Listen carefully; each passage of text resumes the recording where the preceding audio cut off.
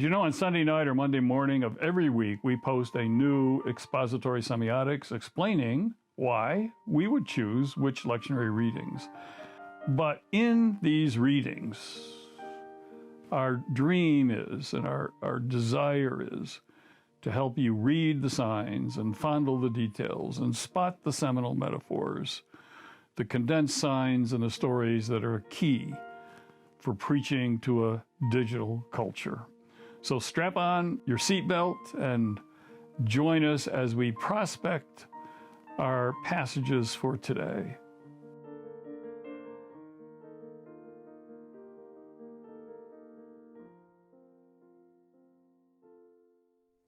This is the LenTalk number 84 for the 24th of October, 2021. Our readings are great this week from Jeremiah, Psalm 126, Hebrews, but there's so much in this one story, Mark 10, verses 46 to 56. It's the story of the healing of blind Bartimaeus. And I preached on this before, but I've never preached on it semiotically. So today, we are going to just immerse ourselves in this one little story. It's not that, it's only 10 verses, but they're short verses. And before I read it for you, I want to share with you the semiotics of the story to set you up. Then I want you to hear it with that semiotic background in full display. It's an amazing, amazing story, a unique story, a road story. We got a lot of road stories because Jesus is always on the road, but this is one of the most amazing as he's making this 15-mile trek from Jericho uphill to Jerusalem. And this is, you can make a case, and one biblical scholar does this actually. You can make a case that this is the beginning of the Palm Sunday procession where Jesus announces in a variety of signs and symbols that he is the Messiah. And if this is the procession, the one who leads the way is this blind Bartimaeus. What a story.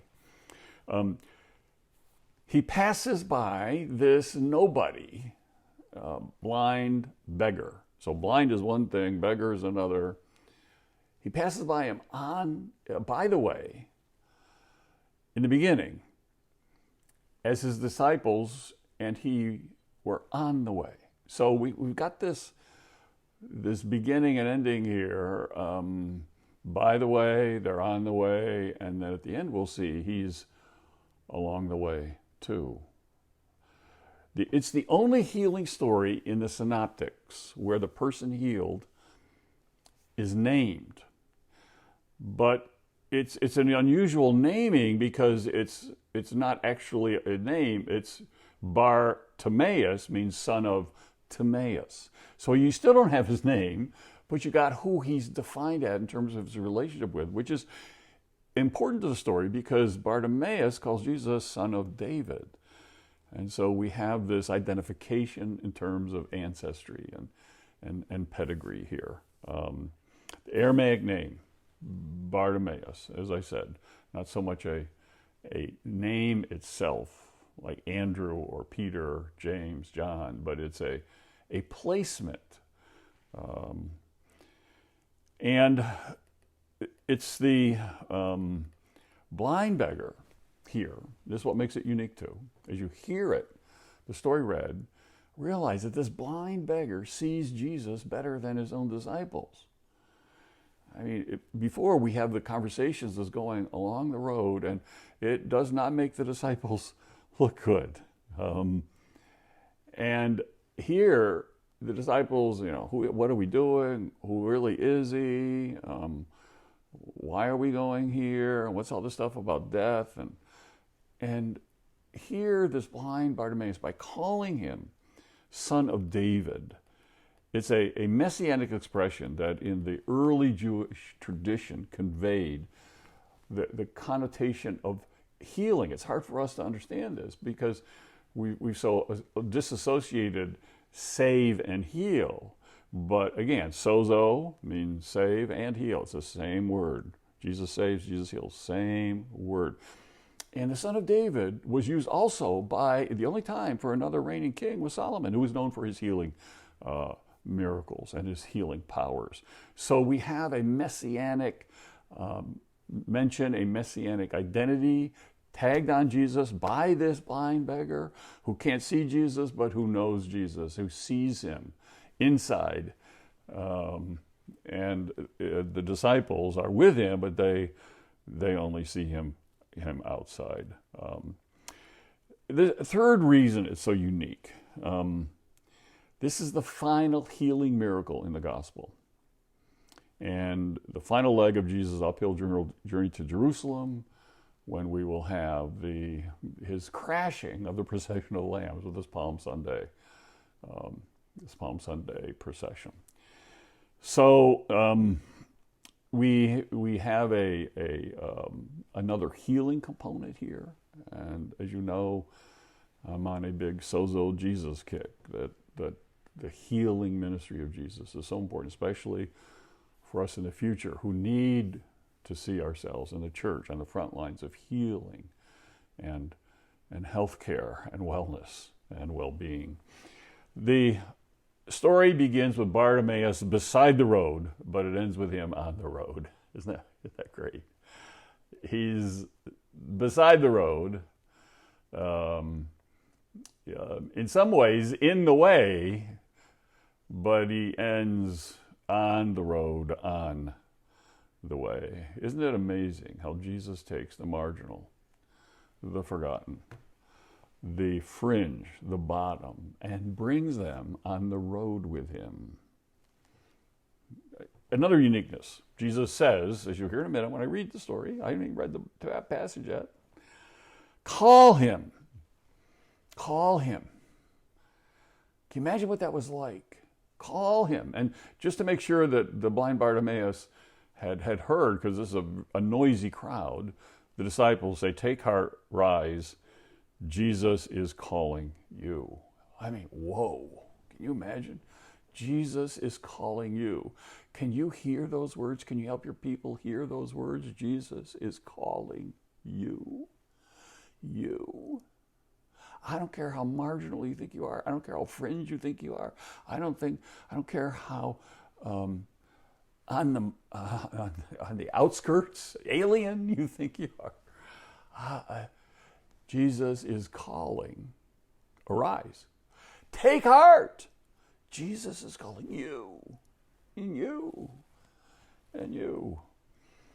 Now, this is so unusual too. And it slips by so quick that we don't want to miss it. And that is, Jesus stands still. In this story, as you'll hear in a second, Jesus stands still. What brings Jesus to a screeching halt? What makes Jesus stand still? What stops him in his tracks? The poor, the blind, the marginals, the powerless. The other time we have Jesus standing still for someone. You ready for this? Have you ever noticed this? In Acts 7:56, during the stoning of Stephen, it tells how Stephen is testifying to how he is watching as the risen and ascendant Lord, seating at the right hand of the Father, stands up during the stoning.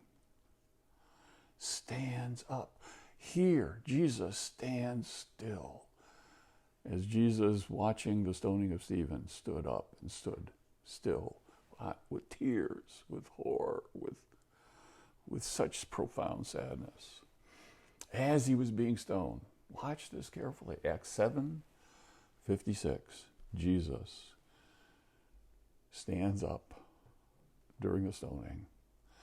We say he's seated at the right hand of the Father, but at this time, he stands up. And here, Jesus, for poor blind Bartimaeus, he stands still. And this person brings him, this poor beggar, this blind beggar.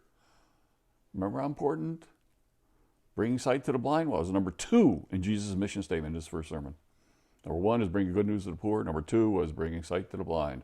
And here, this last journey begins with a sight to the blind story, a couple chapters earlier, chapter 8, and here we are in chapter 10. The final healing, bringing sight to the blind. And then this incredible question, where Jesus asked Bartimaeus the same question, just a few verses, a few hours, if you will, earlier.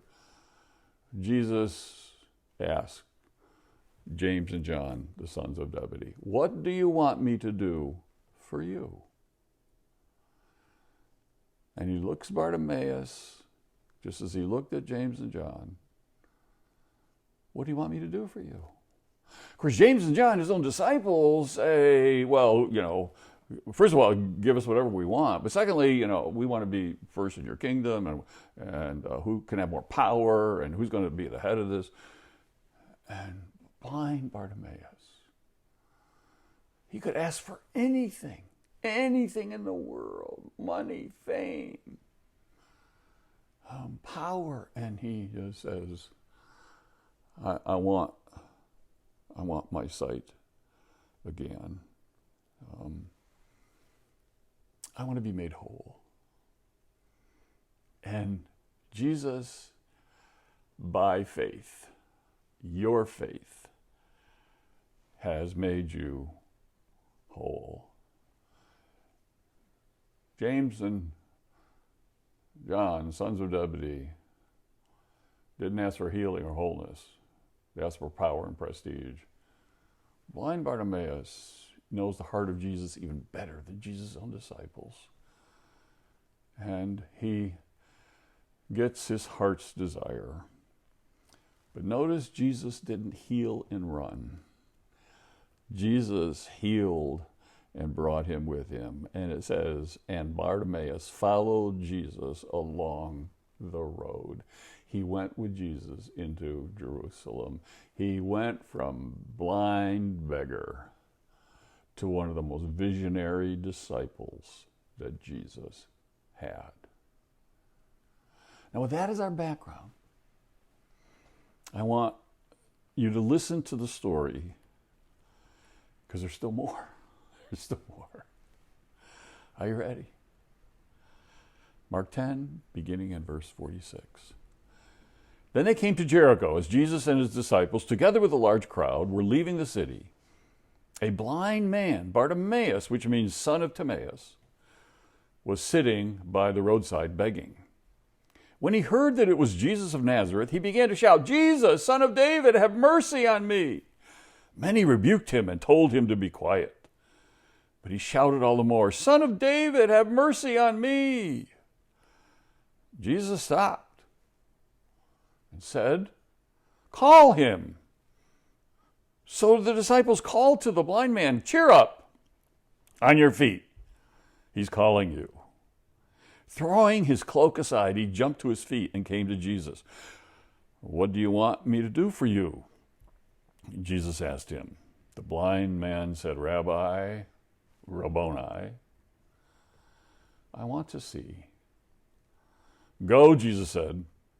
"Your faith has healed you." Immediately he received his sight and followed Jesus along the road. We are all blind Bartimaeuses. We all have limits. We all have, in our own way, we all have disabilities. Every one of us has a disability. And as we cry out for help, Lord have mercy, Christ have mercy, Lord have mercy, there will be those that will try and silence us. They will be silencers in our life that will try and keep us quiet and try and quiet us and keep us from going to Jesus. We all have silencers, the people that don't understand us, that take things we've said out of context.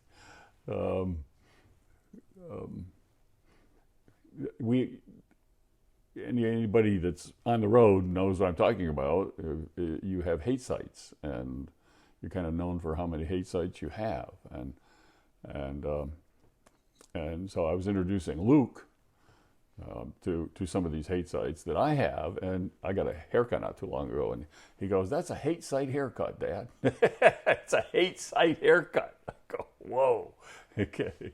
I got a hate site haircut because, of course, the hate sites only feature your worst hair. But there will people that will try and silence your ministry and crush you and crash you and take you down and keep you from, Lord have mercy, Christ have mercy, help me, Lord, help me.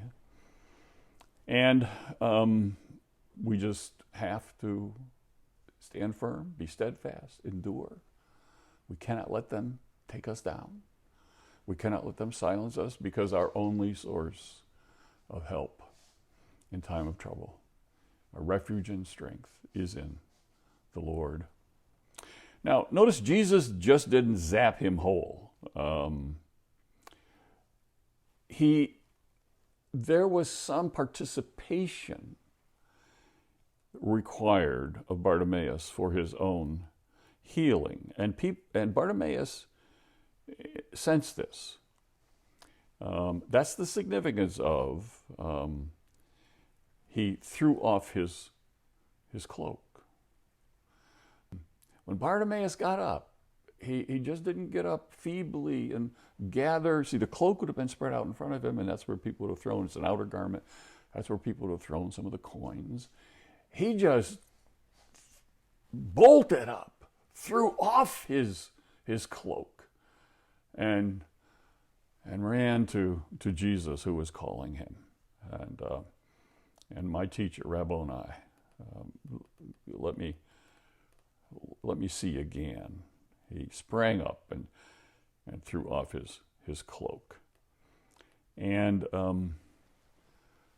some people don't want to get well because they don't want to participate in their own healing. If you really, heal me, Lord, but I'm not going to do anything to help you here. I'm not going to go to the doctor. I'm not going to go get this treatment. I'm not going to see what's really wrong with me. I'm just expecting you to heal me. No, we have to.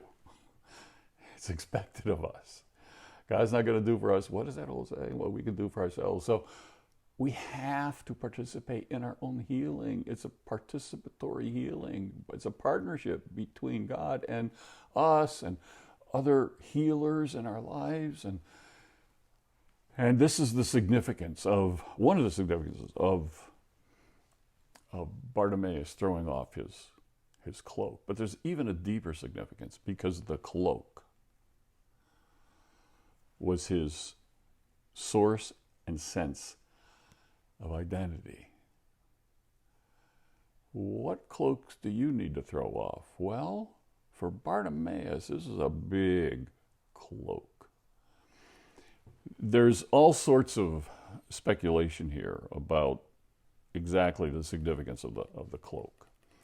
It doesn't seem significant to us. He just threw off his cloak. It's like took off his sweater, threw his jacket to the side. No. The historical context, this cloak that Bartimaeus was wearing was huge, because not only was it equivalent to the 4 fishermen Jesus chose to follow him, just to throw off their nets and follow him and leave it all behind, but it was not only a receptacle that Bartimaeus used to collect his coins, but it was, as some scholars argue, a government-issued, that cloak had certain signage on it that was like a certification, a certificate that Bartimaeus could beg. And it was a kind of recognition by the authorities, similar to a license, like a license to hunt. It's a license to beg. And when he threw off that cloak, do you you understand? When he threw off that cloak, he was throwing off his identity, his government-approved, credentialed identity as a beggar and as a blind beggar, and he just cast it all to the wind and threw it back. The cloak may have given Bartimaeus his very right to beg, and he just cast it aside and said, but I have Jesus. But I have Jesus. Yes, it probably protected him from the elements. It was a tent. It sealed his identity as a beggar. And yet, he was willing to cast it all aside to follow Jesus and to trust Jesus. We all have cloaks. We're like Bartimaeus. We all have identifying markers, signage that associate us with a particular stereotype, a particular struggle, a particular social standing, a particular group of people. We all have cloaks. A cloak is a conveyor of who we are in one sense of identity, but is also a cloak is a hider of who we really are inside. And Bartimaeus cast aside the one cloak to reveal what was under that cloak.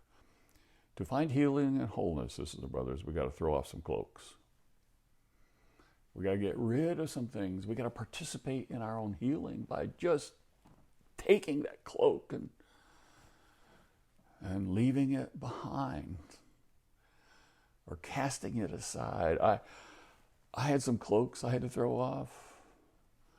For me to follow Jesus, one of the biggest cloaks as a kid, I had to throw off the cloak of the wrong side of town. I was born on a little street called Hungry Hill because the poorest people in town lived there. The slant was a hill about 45 degrees slope. And the poorest people lived at the very bottom. That's the poorest of the poor. The richest of the poor lived at the top. And we were about in the middle. So we weren't the poorest of the poor, but we weren't the richest of the poor either. We were about the middle of the poor. We kind of took the cast-offs of people that got government assistance, and what they didn't want, we would take, and we lived on that. But Hungry Hill, he's from Hungry Hill. That was used to dismiss that part of town where the poorest people lived. And I had to throw that identity away. I had to throw off that cloak of Hungry Hill person.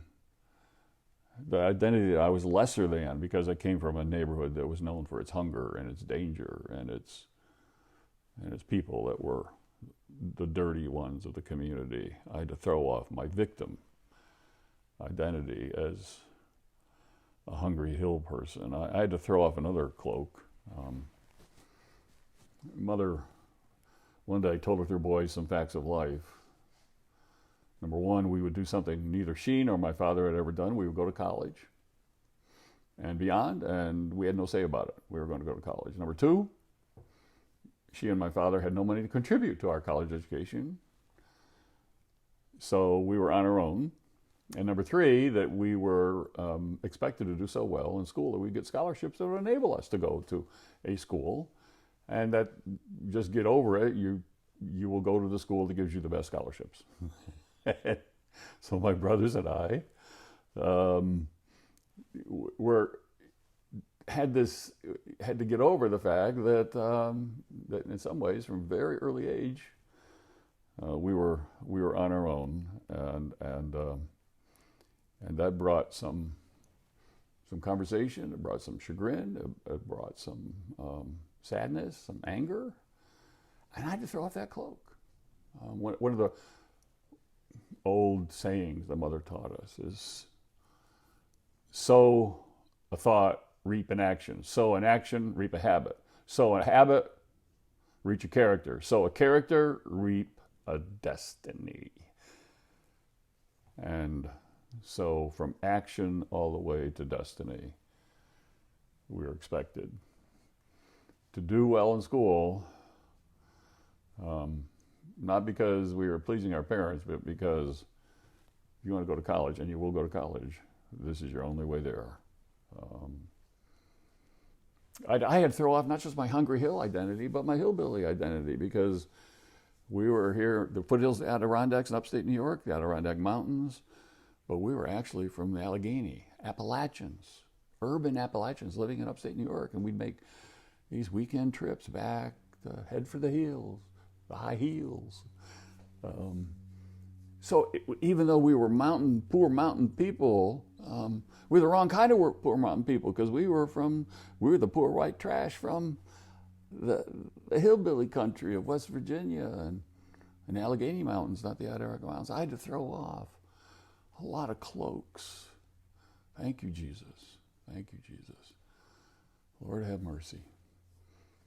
And for you to receive that call, Jesus is calling you. For you to respond to that call, you're going to have to throw off some cloaks too. So, as blind Bartimaeus did in that one gesture of throwing off his cloak, can you throw off your fear? Can you throw off your guilt? Can you throw off your shame? Can you throw off your lack of confidence? Can you throw off your safety first, risk-free preferences? Can you throw off your burden and blame? Can you throw off all that is keeping you from springing to Jesus and saying to him, Lord, have mercy. Christ, have mercy. Lord, have mercy. I want you to, and you fill in the blank.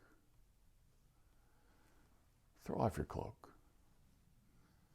The blind Bartimaeus, who threw off his identity, all his other identities for one identity, and that's the only identity that matters and on which we should build our life. I am a follower of Jesus. Let's get on the road.